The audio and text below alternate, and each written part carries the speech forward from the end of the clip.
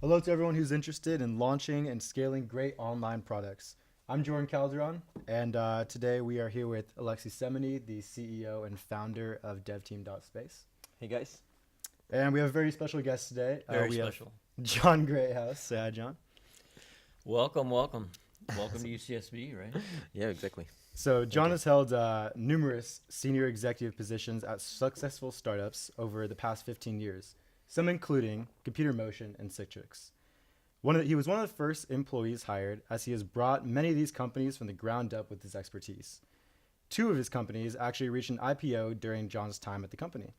Today, he's a partner at Rincon Venture Partners, a venture capital firm investing in early-stage web-based companies. He's also a professor in the Technological Management program at UC Santa Barbara, and he is an advisor and board member at many tech companies. So John, can you tell us and the community just a little bit of how you got into the realm that you're in today? Wow. So I think you're either born an entrepreneur or not. I think you can teach entrepreneurs, but I don't think you can teach somebody to be an entrepreneur. So I was in that mold as a kid, like just always doing entrepreneurial stuff. To the point of even irritating my parents, who both of whom worked for the government, and so they just couldn't quite understand why was I out in the front yard selling stuff all the time and doing crazy things. So I was always an entrepreneur, but I sort of like Dorothy and the Wizard of Oz. It took me a while to figure that out. I ended up getting a degree in accounting, which is I think a very solid basis for any entrepreneur because it's a language business. So I totally don't. I mean, I passed the CPA exam, never practiced, but I think that was not a mistake.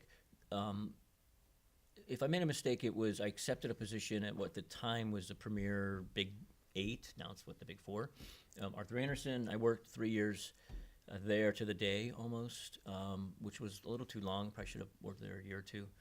Great experience. Got management expert. I was able to like manage teams and work with owners and of businesses, and it was a good experience.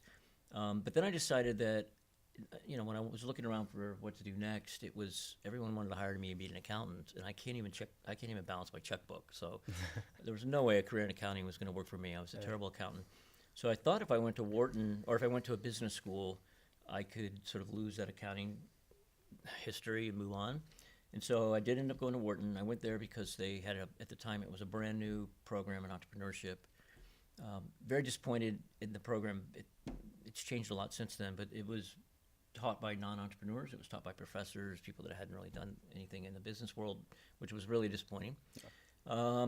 So in that process, I learned a couple things. One, I learned that I like to write. I wrote for the local or for the school newspaper, and I had a little column that people enjoyed, and I got that feedback, and I liked that feedback of being able to write something and then hearing how people reacted to it long before the internet. So I knew I liked to write. I thought I wanted to invest. Wasn't really sure what that was, but it seemed like something I wanted to do longer term. And I knew that I was an entrepreneur, and I just had to accept that. So I was one of the only people from Wharton that graduated without a job. I mean, everyone else had like investment banking jobs and consulting jobs and all these really high-powered jobs. And I floundered around for a little bit. Ended up in St. Louis trying to figure. I got married to my college sweetheart, and we're still together quite happily. Nice. Yeah, it's wonderful. 30 years this year. Congratulations. Congratulations. Yeah. Thanks. That's to me, that's part of being a success for sure. Yeah. So anyway, we were both trying to figure things out. So I ended up in St. Louis for a few years. I ended up working directly for the owner of a software company, and he became my mentor. I've only had 2 real mentors in my life. He was one of them, and that allowed me to see all aspects of the software industry. But what I realized, and what he basically pushed me out of the nest because he said, John, look, this is a small company. It was sub $5 million in revenue. It's a small business. I own 100% of it. There's bigger things in your future. Like as much as I'd love for you to stay here, you really should do something else. So at that time, I was just about. That was good of him. It was really good of him. I sometimes get emotional. I've gotten better. I used to get emotional when I would tell that story because it was almost like your parent. It was almost like a parent saying you need to leave home, right? Knowing that I never saw him again. See, I can say that without crying now. I never saw the man again. I tried to a couple times when I went through St. Louis. It just Destiny thing. Never worked out. But you got to admit that that is a pretty admirable thing to do. Absolutely. For a young person. Yeah. To help a young person in that way. Anyway, came out to Santa Barbara, before we started taping this, I mentioned that I came here not knowing anyone. Literally didn't.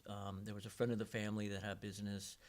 I had met him on vacations and things, and I came out with him, and it turns out he just wanted to play around and mess around and not start a company. And he was very wealthy, and I wasn't, and that was something that didn't work. So was here about 3 months to the day, 90 days in. I told him, look, I know you want to have fun, and this has been fun, but I have a 9-month-old baby. My wife quit her job. We sold our house. We moved here.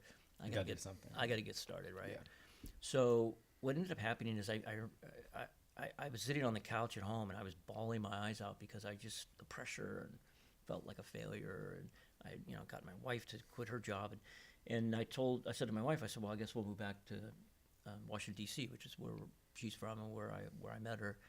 And she said no, and I kind of looked at her. I remember it's like through the tears looking at her, and she said, we're not going back. Listen, Santa Barbara's beautiful in the winter. If we don't have jobs, come springtime or whatever, we'll go back, but we're not going back right now. And this was October. We both had true support. Oh, it's unbelievable. And it felt like I wanted to hear a choir singing because I just felt like like a Mack truck. In, right? Yeah. Seriously, it was like I've told her this many times, how that was really a pivotal moment in my life and in our lives. So she's the reason we stayed, and she got a job right away. She was a CPA as well, and she worked she got a job at the biggest accounting firm here in town. And so we had money in the sense of we weren't going to go bankrupt or lose our house, or we didn't have a house, but lose, start going into debt. Mm-hmm. And so I was able to swing for the fences. So I met this is getting to the first venture, that was of any substance. I met a PhD from UCSB, and he was a roboticist, and he had pulled together at that time about 7 or 8 roboticists there was a center on campus, and they'd pulled themselves off campus, and they were building robots for the government. And they had built some very impressive robots, including one that was a prototype for the arm that was used on the shuttle to bring satellites in. So wow. That's really frontier, right? It was total back then. I mean, now it would be archaic, right? This was 1993, but it was still. At that time. We argue that we had one of the world's most sophisticated robots because of the numbers of degrees of freedom. Mm-hmm. Every degree of freedom you add to a robot increases the complexity exponentially. So we had a very complex robot that we had built, and it was in the shape of an arm. And so what we ended up doing I came up on the company just at the right time for them and the right time for me. A friend of mine said, hey, you should meet Dr. Wong. And I pictured like this ancient, like a 90-year-old, like bent over professor, roboticist. And I walked into, and I wore a suit, which is so funny. I mean, I think I've worn a tie twice in 20 years. Yeah. But I had a suit on, and I went to, they were in this little area that later became a sandwich shop. It was just a tiny little space in the Kmart shopping center. So it wasn't like I walked up to this building. It was like, oh my God, look at this great company. So I kind of walked in, and I'm like, where are you guys? Where's the entry? Right? So I walked up and I said, hi, I'm here to see Dr. Wong. And he comes out. He's about my age. He's 1 year older than me. So he's about 30. He has on like a tank top, board shorts, and flip-flops. And I'm like, okay, so much for Dr. Wong. That's like from a doctor from the anime movie. Yeah. So I just was, I don't know, it just felt right. So we ended up talking. Someone came in there, our vendor had come in there that had ripped them off basically for their telephone system. And she was coming in that day to sign the agreement. And Yulin was like, hey, do you think you could talk to this woman? And I'm like, sure. And I looked at the agreement, and I could see that she was taking advantage of these people. So I knocked a bunch of money off the bill, and we just kind of said at the time, he goes, I don't really know. He didn't know about Wharton. He didn't know what a CPA was. All this was great, right? Oh, wow. Because I came from a world of East Coast, especially back then, was very status-driven. Like, oh, what school did you go to? And all this. What'd your parents do? And all this crap. So I liked coming to California because none of that mattered. It was, what can you do for us? Yeah. I don't care about your pedigree. And so I proved myself right off the bat that I could do something for them. And he said, I'm not sure what you can do, but why don't you join us and we'll see how it goes. Mm-hmm. And that was our joke for 7 years. I just kept finding things to do. Ended up being able to run, generated a lot of the revenue for many of the years, ran business development and things like that. Yeah, so what were your specific positions? Yeah, well, my title, I don't even think it ever changed. But no, it did change because when we went public, I didn't want the CFO title. So I had CFO, and I think I was vice president of strategic development or business development or something like that. But I know you guys want to talk a little bit about product. Yeah, especially within the connection of the marketing activities, operations, and the product, because in a sense, any business out there is just a set of marketing promises, and Right. then the team is delivering based on these promises with the product and with the service they provide, right? Right. And since you've been running the financial side of things and dealing with the business development and expansion, and as you just mentioned, dealing with the contracts and agreements as well, making sure that the company is actually healthy Right. financially, Right. then I guess you interacted a lot with the product team, because it's a product focused company, and it's a very innovative company back in the days. Yep. So Yeah, I mean, we were small, right? And by the way, I just want to caveat, we absolutely were teams. So I don't want to make any of this sound like I did this myself by any means. We had a very, very strong team, as well as the next company I'll tell you about that we sold to Citrix. Again, it was a great team. But I did get involved in, I got involved in the visionary stuff. Yulin was always the visionary from the standpoint of, he was the technologist, but he and I made a really good team. I would go in with really a sales hat on, basically, and he would be the technologist that could stand behind the technology and speak with credibility. But we did everything wrong. We were all about the same age. We were, the oldest. Yulin might have been the oldest. I was one of the oldest. Everyone else was younger. Nobody had kids. I mean, I think I had a 9-month-old, and Yulin had a 1-year-old or something. So it was a very young team, which is nothing wrong with that. That's great when you're we were creating an industry. The medical robotics industry did not exist. Yeah. So I don't know that an older group would have done it. We were literally sitting down. I had PowerPoint even PowerPoint was new. I was sitting down. I mean, people would ask me, how did you make those slides? And I'm like, really? Like, it's a software program. But I would sit down with physicians, and we were able to get to the top cardiac surgeons in the world, top surgeons in the world, and eventually the top cardiac surgeons, because it was so unique. But the mistake we made many, many mistakes. One of them, anybody listening to this, I just hope you don't make this one. We were experts in the technology, but we failed to realize that we were not experts in the industry. I mean, intellectually we understood it. Like if you walked up to me and said, John, are you an expert in the medical device industry? I would say, of course not. But we never were able to hire true experts in the medical device industry that could stick within our culture. We hired them, and then they never worked out. Gotcha. And so, like, by the third VP of sales that had success at these other companies, I was like, is it us or them? I mean, then like 3 of these guys, and then 2 VPs of marketing that didn't work out. I'm like, is it us or them? I think it's us. Yeah. And again, I think it was unconscious, a little bit of unconscious hubris, a lot of probably insecurity, and we were very successful right out of the gate. And that didn't help us in the sense that we kind of felt like, well, hey, we got this. So we come out with this product. It's basically a robotic arm that's going to hold the laparoscope during laparoscopic surgery. The original reason behind it was horribly researched. It was to remove the surgeon from the surgical field. AIDS was still an issue back then, and the idea was, well, maybe if we can remove people from that field, maybe that would be a good thing for everyone. It was also somewhat driven by DARPA. If you guys are familiar with DARPA, it's an organization that grants money to fledgling companies that are developing cutting-edge technology, like we were. We were a perfect candidate for DARPA. I'm not a big fan of government programs in general, but that is a program that works. It's funded a lot of fundamental technologies that have transformed lives. And we were fortunate enough to get some DARPA grants. Awesome. What they wanted us to do was build a robot for the battlefield, which none of us wanted to do. Yeah. And I come from a military family, but I just... You're trying to save lives, right? Yeah, I'm like, yeah, exactly. Well, what they wanted wasn't a robot that would shoot, to be clear. Okay. I'm sorry, I wasn't clear about that. Yeah, they didn't want like Terminator, Gotcha. which now in 2019 we have. No, they wanted us to build a medic robot. Okay. So it was still an altruistic thing, but we were... That wasn't our first pick. Yeah, we wanted to be in operating rooms. So we were doing product market validation. In fact, I'm talking about crossing the chasm in a class that I'm going to teach today, and I'm going to use this example. So the classic crossing the chasm issue, we fell right into it. We fell face first into the chasm because our early adopters loved what we had. They were the world's best surgeons, literally. I mean, I'm talking about the Mayo Clinic, Cleveland Clinic. These are the world's best institutions with the best surgeons. So they had a lot of money. Those people had a lot of money. The rest of the world didn't, but they did. So they were buying our robots. They were writing papers about them. They were doing research with them. And we would go to a trade show, and our booth one time got knocked over. There was so much interest. Like, it was just like we were the only thing happening on the trade show, right? So, and again, it kind of goes to your head. Exactly. A gentleman approaches us named Fred Mall. If anybody's watching this, Google Fred Mall. Fred had already had 2 very successful ventures in the medical device industry. He's a doctor. He knew what he was doing. He would have been the right partner for us, the perfect partner for us, because we were the technologists. He was the med device guy. And rather than listening to him and partnering with him, we went forward in our path.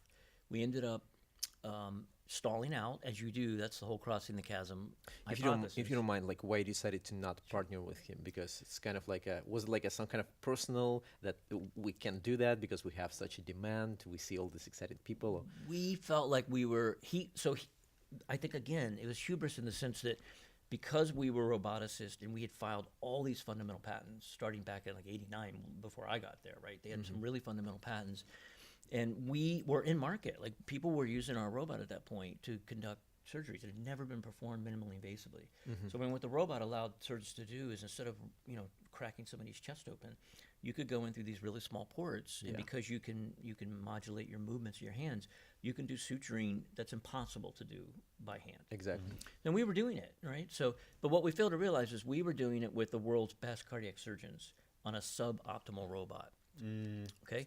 So anyway, fast forward, we said no. He was very cordial and polite, and he even said, "I'm going to start a business, doing this." And we were like, "Good luck." We didn't say that, but in our minds we did, right? Yeah. And so he goes off. He instantly gets a big check from Mayfield Ventures because he was a proven commodity. Yes. This was venture 3 for him, right? And he's like, "I'm doing this now," and they're like, "Okay, what is it, Fred?" They're like writing him a check, handing him the Just money. ready to give you money, right? Totally. Yeah. So he goes off and does this thing, and it takes him a couple years. He needed to accumulate some patents, and he went to MIT and bought a bunch of IP from them. And meanwhile, we're going along. We then go public, which was a huge mistake. That was, again, ego-driven. So once we went public, all our information is now out there. That was a major thing, right? Going public back in the days. Yeah, back then that was that was sort of the model, right? You felt like you had to go public in order to access the capital you needed. We had a fairly capital-intensive business because we were building sophisticated robots. But when I say it was a mistake, what I mean by that is the timing was off. We should have waited until we had a consistent revenue stream. I mean, that's the big mistake companies make, is they go public, but they don't have predictable revenue. Oh, okay. Wall Street doesn't like that. Like, Wall Street wants to know. So it's like a bunch of companies, young companies, launching ICOs. Yeah, it these was. days, It was security, like token ICOs sales. back in. We went public in '97. So once we went public, all information's available, and Fred and his team were brilliant, right? They went around and said, "Hey, what do you like about those guys? Robotic? They're nice guys, right? Everybody thought we were nice guys. We were like the underdog nice guys, right? What do you think about those guys? Computer motion. What do you think about the robot?" And people would generally say nice things, but you got to remember, we retrofitted this robot that had this arm that was really made for moving things in space, and we had because we had to work with that platform, our system was not intuitive, and so doctors would say, it's just not intuitive. Like, left is right and right is left, and I have to remember because I'm looking at a TV screen. And once I worked on it for a while, I figured it out, but it wasn't intuitive. What did they name their company? So the importance of having the right interface, right? Yeah. Well, they named their company Intuitive Surgical. Yeah. Yes. It's a $70 billion company right now. Yep. So I'll fast forward to the end of this story. So anyway, we made every mistake in the book, and then they started eating our lunch. They finally get their robot out there. The first couple sucked. Had validated us. We were like, yes, we knew it. They can't do it. And then the robot got better and better and better. Another market point of validation that we completely screwed up was our robot was individual arms. Well, that required each one to have its own little cart, and the nurses would have to roll those carts up to the table, which sounds insignificant, but it's not. Like, when you're prepping for surgery, you got a lot to do. Yeah. And now you got to deal with these robots, and then they'd be in the wrong place on the table, and the doctor would start screaming. And I was in surgeries, believe me, I saw this. They're like, "Move the robot." And so what does Intuitive do? They create this system where the robot is on one dolly. It's like one system, right? And just goes, and it just pulls up by the table, and then it can move anywhere. Oh, like in a that's science interesting. fiction movie, right? Yeah. Again, it was there. People talk about the first mover advantage. I mean, it's more often a first mover disadvantage because we made all these mistakes in our architecture, and they were able to just look at what we did and just tick off. Okay, we're not going to do that. We're not going to do that. And they eventually came up with a superior product. So by then they had money. They had a superior product. I'll wrap the story up. Yeah. And I'll take your question. And we ended up in an IP battle. Fortunately, we had a ton of IP. And they bought us out for $148 million, which people listening probably sounds like a lot of money. It is a lot of money. I certainly wasn't crying any tears, right? When I got that check, I was pretty happy. But that I just looked at this based on their $67 billion stock price. My shares alone would be worth about $150 million today. And that's conservative. I sort of did the math really conservatively. So they'd be worth $150 to $200 million today, just my piece. Yeah. You can imagine, we did a 1/3, 2/3 merger. So the 1/3 part for computer motion would be worth $20 billion today, Yeah. $22 billion, something like that. Wow. So, look, it's a story of lost opportunities, but it's also a story of those crazy entrepreneurs that went out there and did something that nobody said could be done. I mean, I literally had people laugh at me, and they felt sorry for me. Like these older doctors, they just were like, "That nobody's gonna do that. Like, I don't need that robot." I heard it all, but I just had to keep going out there until I found it was missionary selling at its best, right? Finally, find the young surgeon who's on their way up, who wants to write about something new, and just and get them to get involved. Yeah. Mistake we made was listening to them too long. They're the innovators. That's the crossing the chasm mistake, right? The innovators keep telling you to build obtuse kind of, corner case features that are good for them, but not good for the main market. And we should have been more mature and stepped back and said, listen, we appreciate your advice, but we need to do what the main market does. Exactly. What Intuitive did, and I will stop after this. What Intuitive, we went after one of the most difficult surgeries you can do, which was cardiac surgery. The only one that's more difficult is neurosurgery. We didn't get FDA approval, surprisingly, right? FDA's like, no. What did Fred Mull and his team do? They ended up doing urological procedures at first. Still procedures that the robot enhanced. So this is tying very small tubes around your urinary tract, and if you mess that up, the person's incontinent the rest of their life, which means they wear a diaper. So even though it's not life or death, it's important. Yeah. We should have gone after those procedures first, because FDA cleared their robot before they cleared ours, and we Yeah, were in and market. FDA kind of easy on them with that as well. Yeah, right. I mean, but I can see it now. I mean, at the time I was frustrated, but I can see why the FDA would say yes to that and no to cardiac Yeah, surgery. exactly. We ran around Europe and Asia and sold a bunch of robots, but meanwhile, Intuitive did what you should do when you're trying to cross the chasm. They found a use case that the early majority would accept, which was using the robot in non-life-threatening procedures that enhanced those procedures. And then from there, they moved on, and now they do, I don't know, I'm sure they do hundreds of procedures. Yeah. So lots of mistakes. You had a question. You actually did answer my question Okay. about computer motion, but let's move on to Citrix. So Citrix, formerly known as Expert City, created software as a service products such as GoToMeeting, GoToWebinar, and GoToTraining, kind of like a one-stop shop for internal business operations. Yep. And I'm aware that Citrix spent about $10 million on the website building and kind of AWS services that were created Pre-AWS. Pre-AWS, but now actually Amazon AWS, you could do it for maybe $100, right? Yeah, probably. Yeah. So I mean, it's just kind of crazy to see how these product development changes have, evolved over a period of time. So I'd like to kind of get your insight on how all these different practices have changed over time and what it basically means for these companies. Yeah, I think entrepreneurs today don't realize the advantages they have, and they don't need to. It doesn't, it's not even worth going back and reading about how lucky you are, because in 2000 and 2005 when we were doing these things, I had a lot of advantages that somebody in 1990 didn't have. So, but it was really rudimentary. The internet was the Wild West, and we were one of the few companies, because we had the bubble, right? You guys all know about the bubble, and then the crash. We had $30 million in the bank. Nice. We raised a ton of money. I think we raised $34 million at $80 million pre, with zero revenue. We had no revenue, but we had $80 million valuation. Just in case, at what time you joined the company? I was one of the first business people, so I joined in 1999. So the product was already in development, or you No, joined before the product? So it's a longer story, but I'll tell it quickly. So the original piece of software was built by Klaus Schauser and two of his PhD students here at UC Santa Barbara, and it allowed you to move mouse clicks and pixels quickly and securely over the internet. It was a very fundamental little piece of software, very powerful, and it allowed you to do it irrespective of the device. So you could be talking a Sun workstation, could talk to another Unix platform, could talk to an Apple, could talk to a PC, which doesn't surprise you when you think about it. Was created in a university setting, right? Yeah. Because they're device agnostic. We had it. I helped. No, I'll take that back. This is before I got there. So Klaus basically had a verbal agreement to sell that little piece of code for $1 million. And this is not uncommon. I've written about the $1 million offer, where a lot of times when you're first getting going, you get the least little bit of traction. A bigger company will come in and say, "Hey, we'll buy that," and it's almost always $1 million per founder. It's like, there's Magic three number. of you. How about three? Which sounds like a lot and is a lot if it depends on your stage of life, but after taxes and everything else, it's not a ton of money, Yeah. right?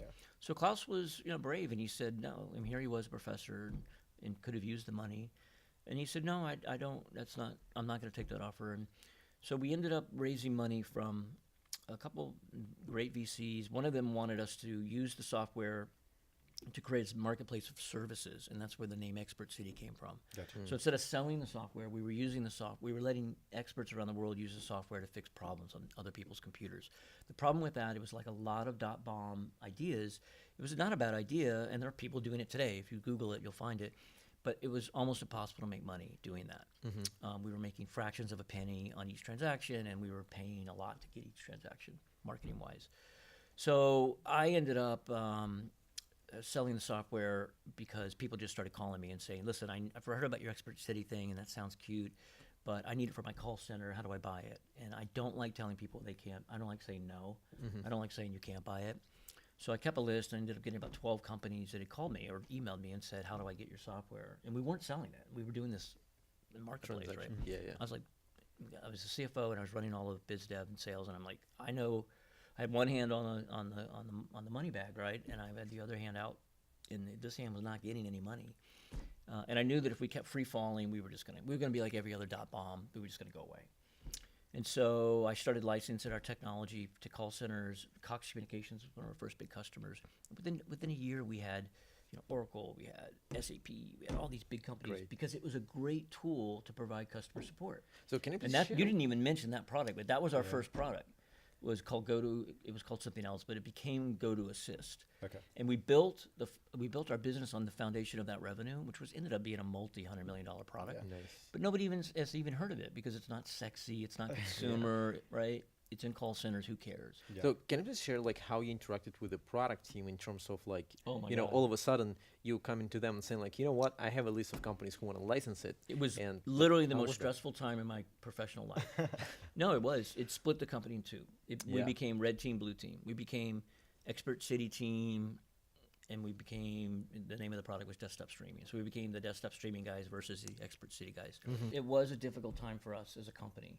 And I think looking back on it, we could have splintered. It could have been over. Klaus has been very kind to me publicly, and on a number of occasions he's given me a lot of credit for getting us through that tough time. I don't think I got us through the tough time with my great leadership, but I got us through it because I was generating revenue. Yeah.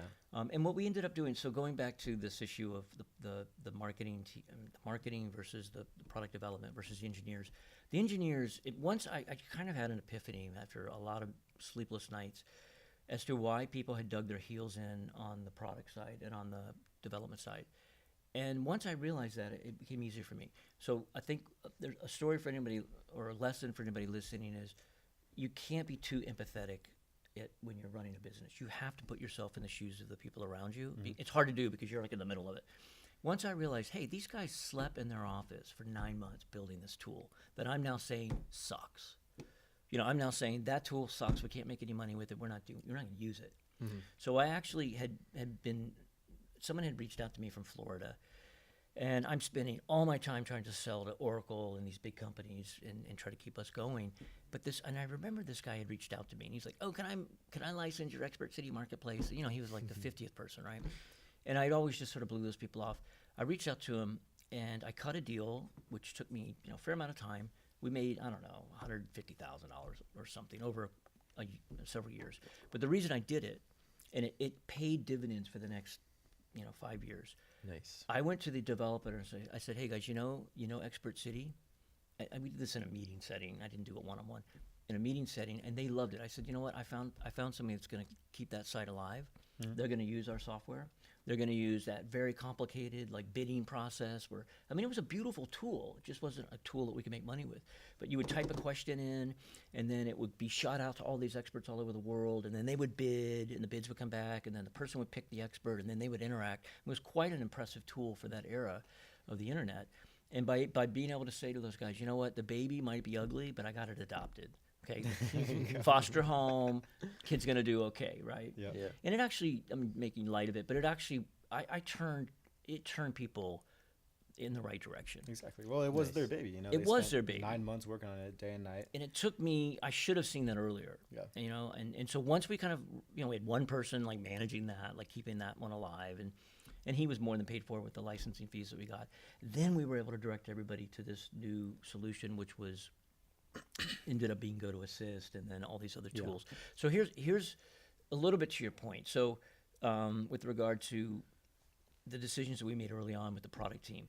So rather than fight them tooth and nail about every feature that I wanted, because I wanted all these features now. I had all these big companies asking me for stuff. We didn't do that. We said, the tool's good enough. Cox is using it. These big Microsoft was a customer, for God's sake. We had big customers at that time. And so Klaus and a guy named Brian Donahue, Brian ended up running product, later became the CEO of AppFolio, which went public and is a multi-billion-dollar company. Yeah. Wonderful guy. They went off and were able to do the next thing, in quotes. I said, look, we're not going out of business. We'll stay in business with GoToAssist. It's cranking. We're selling stuff. Don't worry about it. I was hiring salespeople. I hired a VP of sales, and so that allowed them to go off and do real first-class product validation. Nice. This was early, Steve Blank stuff, right? His first book, The Epiphany. 5 Steps to the Epiphany or whatever. We were literally using the version that had typos in it because he was proud that he put that book out, didn't edit it. But we used it, or they used it, and we came up with GoToMyPC was our first product that came out of that. Mm-hmm. I wanted a product that was an enterprise product. I had all these big enterprise customers, and I thought, come on, guys, give me something I could sell these guys. I got them as customers. Give me more. And they wisely said, no, we're going to come out with a product that we can sell to the SMB as well as to the enterprise. And, GoToMeeting's long since nobody's heard of it now, but we made a ton of money with that product, hundreds of millions of dollars. So that allowed you to get back to your computer from home, like PC Anywhere in the 90s, but effortlessly. Yeah. So can you please share a little bit more on basically, on building this product? Did you plan out the actual, the budget allocation, and then let's say, because again, if you devote a certain period of time for building a particular product, then again, that's a lot of companies doing this mistake that they think they're gonna make it in 6 months, and then a week later they can do the marketing push, right? Or they can go and sell it. But in reality, it's not like that. You need to have a time buffer between the product release and the product launch on the marketplace, and then you need to make sure that you actually have the safety buffer in terms of finances, because if you think in 6 months, but what's in reality is going to take up to 9 months or even more. So, and all of that kind of really affects the first impression of the people who actually going to end up buying the product. Right. So can you please share a little bit about that, how you managed and I give credit to Klaus and Brian for this. They did a masterful job of it. So we ended up, I talked about how in my prior company, Computer Motion, we were the first to market and a fast follower 8-hour lunch, right? Intuitive Surgical 8-hour lunch. In this case, we got to do the opposite. So the first to market was this really old legacy product called PC Anywhere. It was a box software solution where if you loaded it onto your computer at work, which wasn't easy to do, and you loaded it on your computer at home, you could remotely work, sort of. It didn't work great, but it worked. It was a $150 million product. So it was significant. So what Brian and Klaus did that was brilliant, to your point, was they said they talked to a lot of people that were using PC Anywhere, and they talked to a lot of people that weren't, and they were trying to figure out why do you use it, and what do you not like about it, and why aren't you using it? Because you said you would use it. if it was easier. Yeah. And so it came out to be easier to use. That was the number 1, 2, 3, 4, and 5 reasons people weren't using it. And then when we asked people that were using it, what features do you use? PC Anywhere at that time had been around for over a decade, and it was bloatware. I mean, it just like had all these features that nobody used. Like, I can remotely print, and like, you never do that. Like, you're working from home, you're doing spreadsheets, you're doing Word doc, you're not doing any of that stuff. So like many products over time, it had gotten ridiculously complicated. And so when we went to market, and one of the reasons why we got to market quickly was our MVP. They weren't even using that terminology back then. But our minimally viable product was Suite. It basically only connected you to a remote PC. That was it. That was it. Like, and it was one click. Nice. You didn't have to sit there and go, well, what's the IP address? What's the firewall setting? What's the, all the crap that you had to do for PC Anywhere. It was like, I want to connect, and it would do all the work for you. And we found that, even years later when we added remote printing and all this other crap, 90% of the people use that one feature. Yeah, exactly. So you have to be honest with yourself about, because it's fun to build all these cool features, right? But you have to be honest with yourself about what's the utility of my product, really? Practical senses, right? Yeah.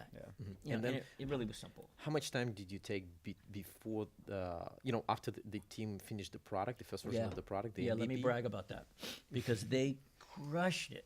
So what we did is we did a soft launch or a beta launch, essentially January of that year. And what the deal we cut with people was clear. We said, listen, it's free for now, but it's not going to be free forever. And this was the era of software should be free, and a lot of confusion about what open source was or wasn't. So we were clear about, if you want to use this, we have a few caveats. You have to be responsive to our survey requests. We're trying to get market validation here, and we want to make sure we get feedback. If you're willing to give us feedback, we'll let you use it for free. And we didn't know how long we were going to do that, so we were a little ambiguous on how long it would be free. But we told them it won't be free forever. Okay, so we then we do this rollout from January to the end of May. We end up with over 50,000 users, and I mean users, not like today people say I have a user and they signed up and never used it. We had users that were loving the product. So basically, beta launch for the 5 months. Yeah, and we did marketing, but we were figuring out our marketing messages too, right? So we were doing a lot of A/B testing on marketing. Does the woman work in the photo better than the man? We were really good at A/B and that was my group at that point, was doing a lot of that. And so when we find us in a PC Magazine, editor-in-chief writes, because PC Anywhere ironically came out with their new version 8,000 or something at the same time, and the editor-in-chief PC Magazine said, PC Anywhere is evolutionary. Go to my PC is revolutionary. I mean, we used that quote for 10 years. Nice. But it was just we were cloud computing before it was called that, right? We were called application service provider, and whereas this other poor tool just was what it was. It was a box piece of software. Went out and finally went away over time. And then by the time we pulled the trigger on the price, we tested pricing. Oh my God! I mean, for back then, it was pretty arduous. We decided on $14.95 a month for our monthly subscription. If you paid a year in advance, $19.95 a month if you paid month to month. That's a lot. It was a lot for back then, but we were getting a lot of use cases. I'm sorry, I misquoted. I misspoke. It was $9.95 a month if you paid for a year, and it was $19.95 a month if you paid month to month. So here I am. So we launched in June. About August, I'm running the marketing, I'm running the sales, I'm running the enterprise team. So I'm getting a lot of information, and I'm realizing I had some folks pull some usage data, and I thought our price was too low. So I go to the team. This was an interesting evolution in our company, because prior to this, if you had an idea and there was 4 of us that ran the business, if one of us had an idea and we had a strong feeling about it, just did it. Everybody would be like, okay, fine, you feel good about it. Yeah. We had to stop doing that, right? And so this was the time that I realized I had to stop doing it. So I go into some meeting and I go, hey guys, $9.95 is it's too low. Like we should jack it up. We should probably go to $14.95. And people were like, no, like you're gonna screw our business. And some people in our survey said they wouldn't pay more than $4 for it, and all this feedback. So I said, okay, you're right. I can't just come into a meeting and say we're gonna jack our price up 50%. So I went back and my team helped me look at data, and we realized the usage patterns. People were using it. I don't remember the specific numbers, but they were using like 3.5 hours a week, so that's over 12 hours a month. If you figure they're getting paid $50 an hour on average, that's like, whatever, it's a huge amount of money, right, that they're getting in productivity. So I went back with the data, to my team, to the other executives, and they were like, "All right, we'll test it." We ended up testing at $14.95 versus $9.95. We eventually rolled everyone into a $14.95 a month plan if they bought a year in advance, and our sales went up. Nice. So when we went back and it didn't just go up by the incremental 50% increase. So we went back and asked people like, okay, so $14.95 versus $9.95, what did you think? And some of the feedback was $9.95 felt like a toy or a consumer tool. $14.95 felt more business. It felt more real, right? Yeah. So don't be afraid to test price. I mean, people were convinced that I was going to blow it. Like I was screwing. I'm greedy, and all you ever think about is I'm like, not really. But you use the data really to convince them. So that's really important It's very important. Like when you're launching the product, that you not only have the minimum viable product ready, but you also done your research and marketing. Team worked really hard, and then you have all the tools implemented in order to track the users through the user funnel. Which we had to build. So back then, you were building everything. Credit card processing, built it. We had to build everything. Yeah, guys who are listening, there were no Google Analytics or anything like that. No, are you kidding? I remember the first time I saw Google Analytics, I was like, that's what we needed. But there's good and bad to that. There's good to the home cooking kind of thing because you get what you want, but it's bad because it takes you forever and you're going to make mistakes. And so, don't do that. Don't roll your own. Like, go out and buy the tools. So it took you you're saying you launched this initiative in June. January. So January we did the beta. Yeah, January. We went live with the paid product in June, and then we raised our price kind of in August, September. Yeah. So basically, 3 months you've been testing the pricing, etc., and then you've been also interacting heavily with the development team on all of that. Constantly. Yeah. Nice. Yeah, and they were an innovative team. I mean, they were early in the Scrum process. They were early in doing weekly releases. They were a great development team. So it worked for a lot of reasons. It didn't just work because I said raise the price. I mean, it worked because we had a lot of the analytical tools in place, and we had a great product. We had a product that worked, and there was a need for it. VPNs weren't that prevalent, so people couldn't get back to their computers from work easily. I mean, it's just the right timing. So but then I just want to add one other thing. So then I said, okay, guys, you built go to my PC. It's working. I'm having fun selling it. But now I want you to build a product for my enterprise team. Because I was back at that, right? Because by then I had like even a longer list, right? I'm like, okay, build me something I can sell these guys, right? And they're like, no, we're going to compete with WebEx. So WebEx was the leader in meetings, right? And they were the first to market with that tool. And again, it had a lot of deficiencies, and their pricing was a ripoff. They had the old cell phone pricing where they charge you per minute, per user. I mean, they were getting away with it, right? So we walked in after doing extensive market research, and we stole the tagline from one of our customers or prospects.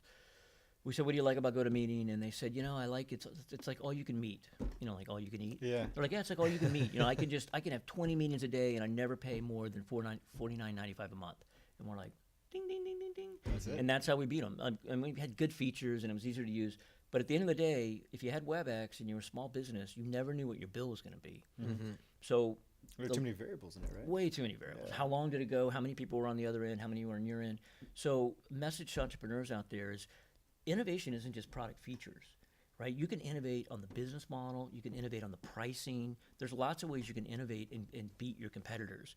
Don't get into a feature war, with your competitors. Or I'm going to make mine lighter or bluer or redder or, there's other ways to beat them. They had a great product, and they had hundreds of millions of dollars of revenue at that point. I mean, they were doing well. And they retained the high end of the business. I mean, they didn't go away. They went public and had a Cisco bottom. They had a good exit.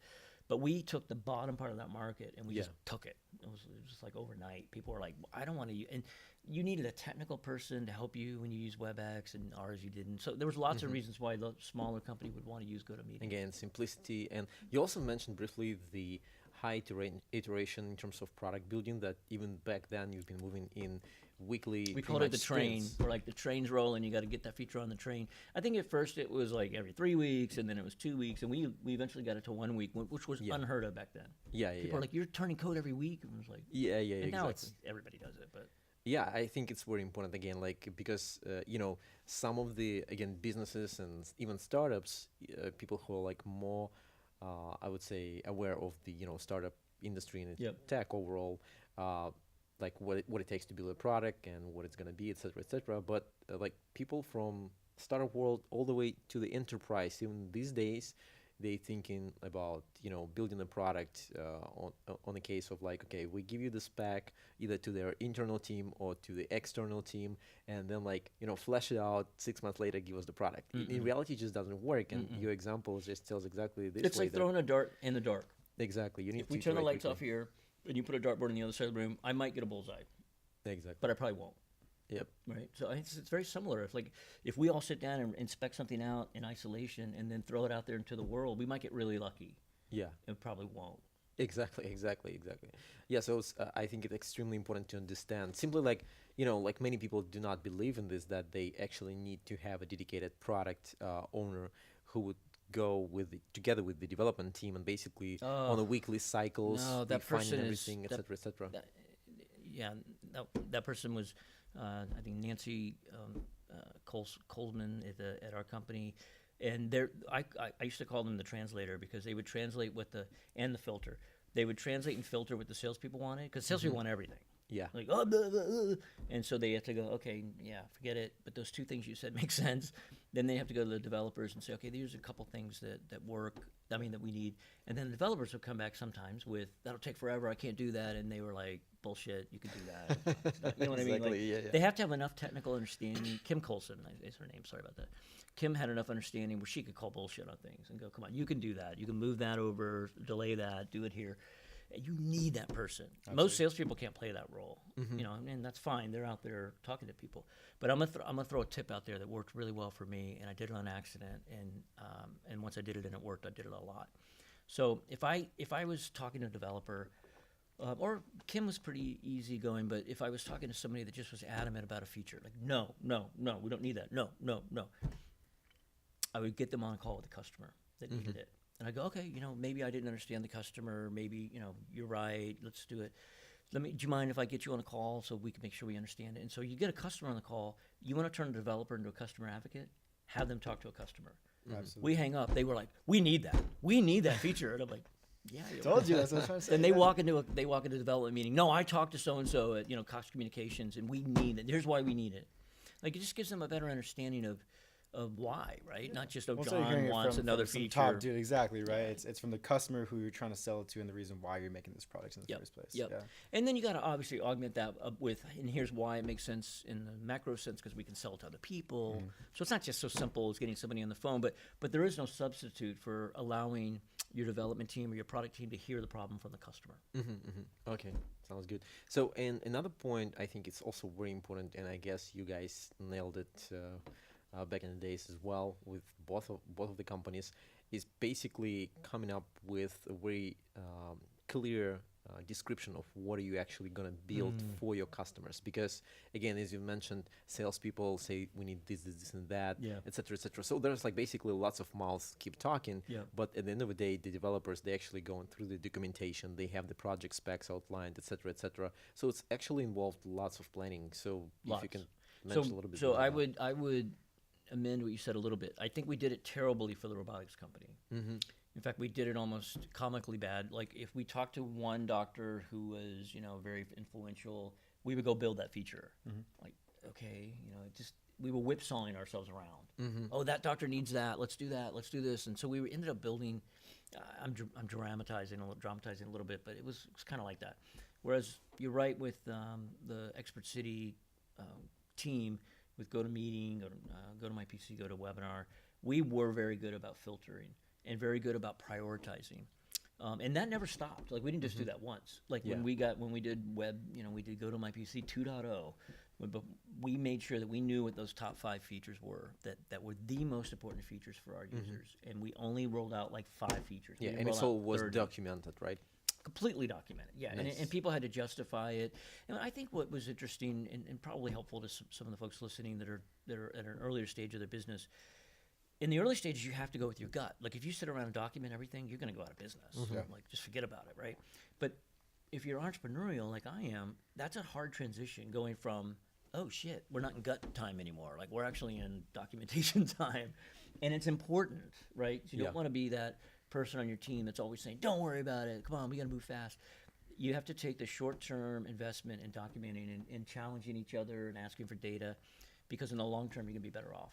It's easy to say that, but it's hard to know when to do that. Yeah, yeah, exactly. Because I've seen startups like they never get out of like debate mode. It's like it's like forget it. You're never gonna get out. You're never gonna get your product out. Yeah, yeah, exactly. It's very hard to have a solid outcome when you really don't have like a solid list of stuff you're gonna put into the code, right, and Right. into the initial product. Or if you have everything, if your laundry list Exactly. is, I mean, if you think about our original applet, right, that little applet I was telling you about that Klaus and his team built, it ended up becoming Ring, essentially, right? We had electronic doorbell or internet doorbell on our long list of things we could have done. We could have done that, right? Yeah. Yeah. We could electromechanically control remotely any device that uses electricity, essentially, because of the way the internet was architected. We could Smart have done home Nest. back in the days. What'd you say? Smart Smart home back home. in the days. No, it's like I wish I had that list. And Klaus had like this legal pad, right? And it was multiple pages, and it was stuff like Nest, Nest-like products and Ring, and all these things manifested eventually. But if we'd have tried those, we would have failed because the infrastructure wasn't in place back then. Well, you joined the party too early, right? You Yeah. gotta join at the right time. It was, and a lot of it was, I give Brian and Klaus a lot of credit. It was trying to figure out, okay, we could do all these things, but what should we do now? What's feasible now? And what does the market want now? If we had tried to put out GoToMeeting and, 7 years later, it would have failed because by then there was all these really inexpensive solutions. You just got a little bit of luck, but you can increase your odds by being very deliberate and careful in your planning. It would drive me crazy because I wanted to get a product out. My proclivity is ready, fire, aim. Like let's just start acting here. And again, there's a time for that at your startup, and then there's a time to be deliberate. Exactly. Nice. So I guess we're getting really short on time. Yeah, So- I know. I've been talking, man. Sorry. No, that's very interesting. All of the stuff is right on point. So I guess we have just a few last questions and advice for Yeah. the startups. Exactly. So, kind of dive into your time at Rincon Venture Partners. Just Oh with yeah. startup investing, things like that. Yep. What would the number one piece of advice, and something that you've learned from seeing all these different startups? What's the number one piece of advice you give to somebody trying to start their own company? Yeah. There's a lot of number ones, right? It is true. And just to clarify in Rincon, so we did 3 funds, about 100 million under 3 different funds. They averaged about 30 million, a little bit more than that. 60 some investments, mostly software as a service, so mostly things that I was familiar with. I had a chance to work with a lot of brilliant entrepreneurs, really, really smart people. We sold companies to Apple and Google and some others. But I think that none of these people that I worked with made this mistake. But of the people that would pitch us, of which there was many, I think most common mistake was seeking institutional capital before they had traction, sometimes even before they had product market fit, and just not understanding how VC works. Like VC, unless you're in the sciences or something, maybe pharmaceuticals or something, VCs don't fund ideas, and we don't fund science projects, and we don't fund whimsical like maybes. Like you need to come to us and say, listen, I bootstrapped, as you mentioned earlier, I bootstrapped the idea to this point. I have some product market fit. I'm not claiming I have it completely figured out. And I have some traction with respect to third parties that you can contact and will tell you why they like my product and why they'll pay for it. That's enough. But a lot of people come to VCs without that. They're like, no, it's a good idea. Like, well, good idea, and $4.95 gets you what, right? Like a latte? Like, Exactly. it doesn't get you anything. So that'd probably be the number one. And also, most companies don't need VC money. VC is sort of this, I want to get a venture capitalist on my board, and I've been in VC 14 years, so I think if you can avoid taking institutional capital with your startup, do it. Gotcha. Now there's times when it doesn't make sense, right? If you're trying to grow Airbnb and it's a market where first mover makes a big difference, you want to have the capital, clearly. Exactly. So I'm not saying it's not one size fits all solution, but more companies than not don't need VC. So maybe they need an angel or two. Maybe they need a strategic, so a corporate partner that can help them into market, but also invest. That can work. There's lots of sources of money, and VC is one of the hardest to get, and probably the most overrated. Yeah. Very cool. Well, it's great. So, and I guess the last question would be, what would you advise in terms of the product development and pushing it to the market, not only to startups, but pretty much to any product owner, either if it's a person, a founder in a startup or a small business, maybe like CTO or a large company, product owner or director of the specific line of products. So Yeah. what kind of advice would you give them? The one advice, if I did boil it down to one, is don't be dogmatic, and be self-aware that you don't have the answers. So like that pricing issue, I always said I don't mind being wrong with my team. I would say, I'm okay. You can bring data to me that shows me I'm wrong. I don't care if I'm wrong. If I'm wrong, in quotes, it means I'm one step closer to being right. And so don't turn it into a personal issue. You don't know what features people want until you find out from them. And I think that's probably the single most devastating mistake I've seen product owners make, is they start to believe they have the answers. They don't. The customers have the answers, or the prospects have the answers. And your job is to go out there and make sure that you're being a active listener who's self-aware, and bring that information filtered, but bring it back to the company in a fair and equitable way, and not just to support what you believe to be true. And I think we had incredible integrity with the Expert City team, where we were quite happy to say, yeah, remember when I said that? It was totally wrong. Like, here's what we should do. Like, nobody was owning ideas to the point where they were just fighting to the past the point where they should. And it's hard to do, I think, when you're younger too, because you're less secure. Maybe you don't have success under your belt. I came into that company with an IPO under my belt, and I made a little bit of money, and so I think I felt more secure than I would have like 10 years before. So if you're young and you're still trying to get that first one under your belt, be self-aware and don't be dogmatic.